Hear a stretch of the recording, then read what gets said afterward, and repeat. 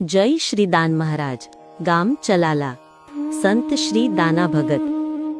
એક દિવસની વાત છે. ગામમાં સંતવાણી ચાલતી હતી, પણ દાન બાપુનું ચિત્ત ભજનમાં લાગે નહીં. કોઈએ પૂછ્યું, બાપુ કેમ, શું થયું? દાન બાપુએ કહ્યું કે પેલી છોકરી માથામાં ખંજવાળે છે અને આટલી બધી દૂર કેમ છે, એ કેમ અહીંયા બેઠી નથી? એ સાંભળી પેલા વ્યક્તિએ કહ્યું, બાપુ એને ઉંદરી નામનો રોગ થયો છે.